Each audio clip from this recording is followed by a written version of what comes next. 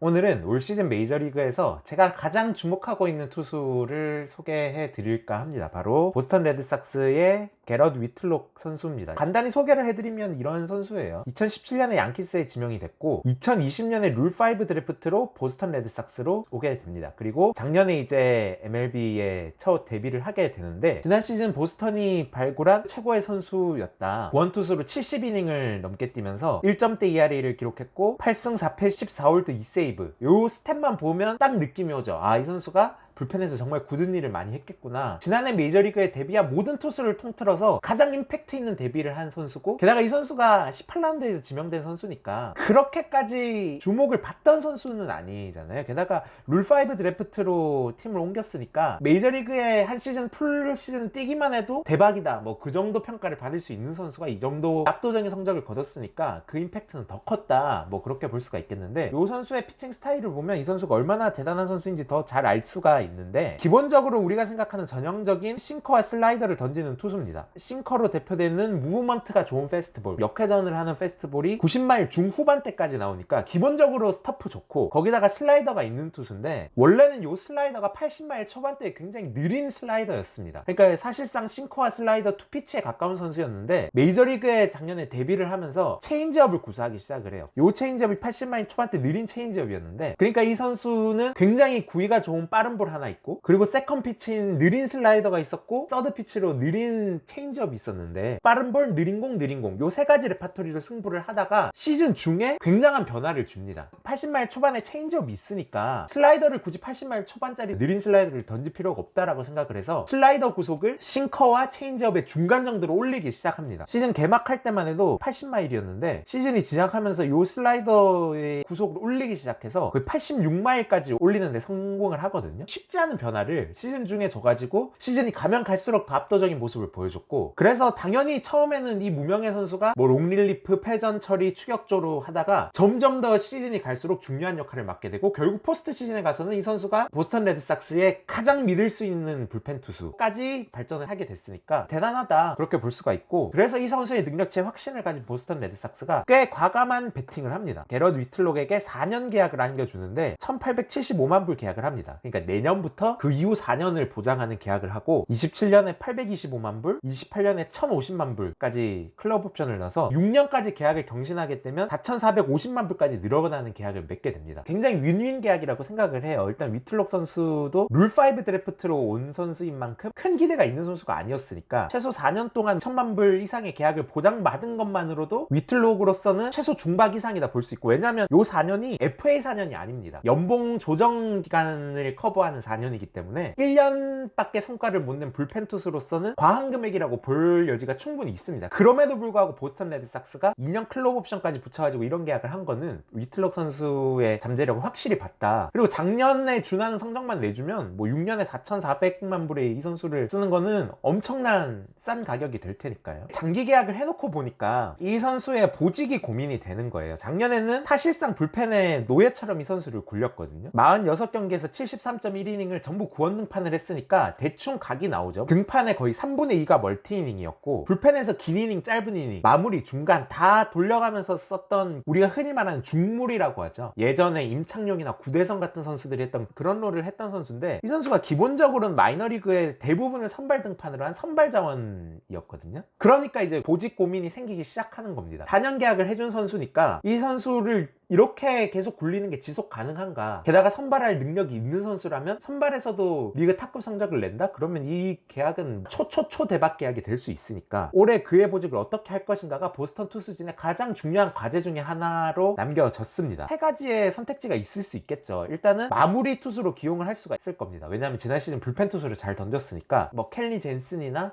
아롤디스 체프먼이나 킴버럴 같은 9회에 주로 나오는 마무리 투수를 할 만한 성적을 작년에 충분히 거뒀잖아요. 기본적으로 보스턴은 작년 전반기에 맷반스 선수가 마무리를 워낙 잘해줬고, 그래서 이 선수한테 연장 계약을 해줬는데 지난 시즌 후반기에 너무 심하게 무너져 내리면서 심지어 포스트 시즌에는 엔트리 안에 들지도 못했어요. 이 선수가 다친 게 아닌데도. 그렇기 때문에 올 시즌 마무리는 누군가 공석이 됐는데, 마침 불펜에서 가장 잘 던지는 선수를 마무리를 시킨다? 가장 합리적인 무브가 아닌가, 그런 선택지가 하나 있을 거고, 두 번째로는 말씀드렸다시피 선발로 기용하는 선택지가 있을 겁니다. 아까 봤지만 3피치를 가진 투수기 때문에 선발로 가도 충분히 뛸 수가 있다. 게다가 보스턴 선발진이 크리스 세일 선수가 빠지게 되면서 대권을 노리는 팀 치고는 너무 약하다. 네이선 이볼디 선수는 뭐 확실한 상수라고 볼 수 있겠지만, 나머지 선수들 닉 피베타 이 선수가 2선발을 맡는다는 것 자체가 팀 선발진이 얼마나 약한지를 보여주는 거고, 테나 하우크 선수 기대를 받고 있는 선수지만 풀타임 선발 1년 차고, 마이클 와카나 리치일 같은 선수는 사실 이 선수들이 선발 한 자리를 차지하는 것 자체가 팀 선발이 약하다는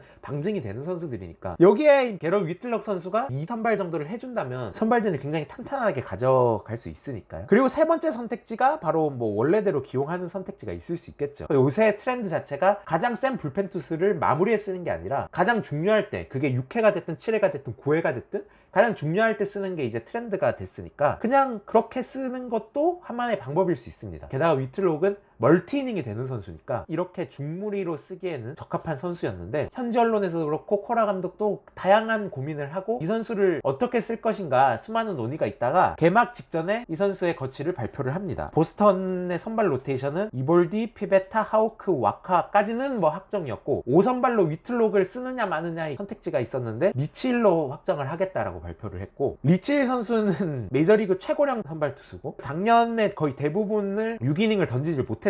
선발 투수였지만. 그래서 코라 감독이 밝힌 건 뭐냐, 리치일이 5선발이니까 이 선수한테는 5이닝만 던지게 하겠다. 그렇게 되면 남은 4이닝을 어떻게 채울 것이냐, 여기에 우리는 위틀록 선수를 쓰겠다. 자, 그러면 이 위틀록이 불펜 사실상 에이스인데 리치일 뒤에 5일에 한 번만 등판시킬 수는 없지 않느냐. 다른 선발이 등판할 때 위틀록은 뭘 할 거냐. 그럴 때는 그냥 중요한 상황에 쓰겠다. 이게 9회가 될 수도 있고 6회가 될 수도 있고, 가장 중요할 때 1이닝, 2이닝, 길게는 3이닝까지도 쓸 수 있는 선수로 아껴놓겠다. 요약하자면 결국 작년처럼 중무리로 쓰겠다는 말이었어요. 최근 메이저리그 트렌드 자체가 압도적으로 7회, 8회를 꾸준히 먹어주는 선발은 진짜 드물어졌기 때문에 중간 개투에서 중요할 때 2이닝, 3이닝 이상을 끌어줄 수 있는 선수 한 명이 있는 거는 팀의 큰 자산이 되기 때문에 요 결정을 이해하는 의견도 분명히 있었습니다. 그렇게 해서 이제 2022 시즌, 올 시즌이 개막을 했는데, 진짜로 코라 감독이 이 선수를 요긴하게 써먹었던 게 이 선수의 등판 일지를 보면 알 수 있습니다. 개막전에서 1점 차 뒤진 6회에 등판을 해서 2.1이닝을 던집니다. 그 다음에는 동점인 6회에 등판해가지고 6회부터 9회까지를 다 던져서 승리 투수가 돼요. 그리고 며칠을 쉬고 나서는 4점 앞선 상황에서 위기가 되니까 7회에 등판해가지고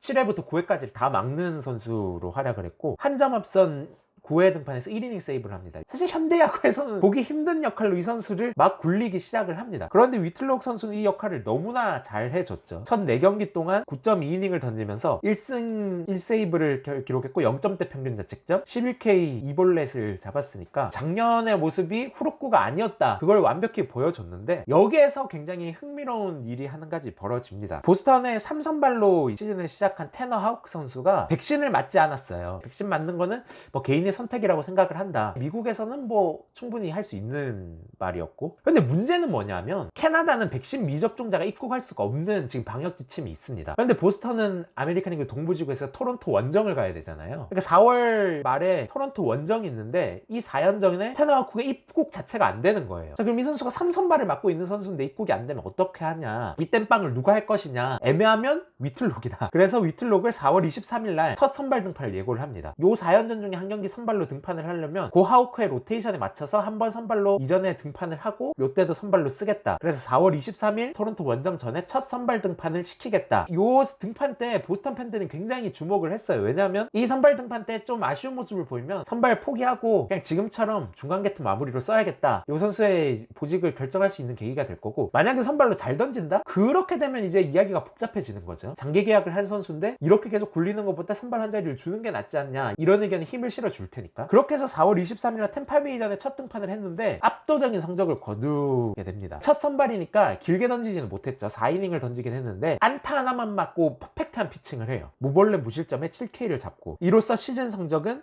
13.2이닝 동안 0.66의 평균 자책점이 되니까 코라 감독의 고민이 다시 시작이 된 거죠. 하우크 선수의 빈자리 한 번 정도만 메우고 이 선수를 다시 불펜 중무리로 쓸 것인가. 그런데 마침 보스턴의 선발진이 너무 안 좋으니까 5선발로 나온 리치일 선수는 구위 자체가 메이저리그에서 통하기 어려운 모습을 보여주면서 위틀록이 이렇게 선발로 잘해줄 수 있으면 이 선수를 선발로 쓰는 게 맞을 것이냐, 다시 이 고민이 시작이 된 겁니다. 개인적인 생각을 말씀을 드리면 이 팀은 명백합니다. 올해 달려야 되는 팀인데 진짜 대권에 시즌에 도전하려면 선발도 보강이 필요하고 불펜도 보강이 필요해요. 선발 로테이션이 이볼디, 피베타, 하우크, 와카, 힐인데 물음표가 많고, 그렇다고 불펜이 좋지도 않습니다. 필승조 투수들이 로블레스, 제이크 디크먼, 메스트람, 맷반스, 라이언 브레이저 선수인데 누가 셋업맨인지 누가 마무리인지 정해진 것도 없고 올라오는 선수마다 다 불안해요. 이번 시즌 중에 승부를 보려면 선발도 보강을 해야 되고 불펜도 보강을 해야 되지, 이대로는 안 된다라는 결론이 나오는 건데, 그렇다면 당연히 불펜이 선발보다 싸고 쉽게 구할 수 있잖아요. 그러면 위틀록이 선발로 들어가고 불펜은 어떻게든 외부 수혈을 하는 게 맞다라는 논리가 있을 수 있고, 두 번째로는 위틀록은 보스턴이 원하면 최대 6년까지 쓸 수 있는 선수잖아요. 물론 이 선수를 6년을 굴려도 요 4천만 불 이상을 충분히 뽑아먹을 수 있죠, 이렇게 잘해준다면. 그렇지만 만약에 이 선수가 선발로 정착을 해서 프런트 라인업급 선발 투수가 된다? 이거는 6년 뭐 4천만 불이 아니라 2억 불 이상의 가치가 있는 계약이 되는 거잖아요. 1, 2년 보고 말 선수가 아니기 때문에 무조건 선발로 가는 게 유리하다. 그런 두 가지 면에서 저는 사실 올 시즌 중에서라도 위틀록이 이제 선발로 가야 된다고 생각을 하는데, 위틀록 선수 본인의 의견이 있을 수도 있잖아요. 그런데 위틀록은 진짜 너무나 성숙한 반응을 보여줍니다. 항상 나는 말했지만 결정은 팀에서 하는 거다. 나는 이런 결정을 하는 사람이 아니라 마운드 위에서 던지라고 돈을 받는 사람들이고, 코치 감독이 됐든 프런트가 됐든 그런 사람들은 내 보직을 결정하고 그러라고 돈을 받는 사람들이기 때문에 나는 이 결정에 영향력은 미치고 싶은 생각이 전혀 없다. 그러면서 나는 그저 마운드에 올라가가지고 감독이 나한테서 공을 가져갈 때까지 그저 던지는 게 내 임무다, 그런 멋진 말을 하면서 이 논란의 일단락을 지었습니다. 올 시즌 보스턴에서 사람 노릇을 해주고 있는 선수가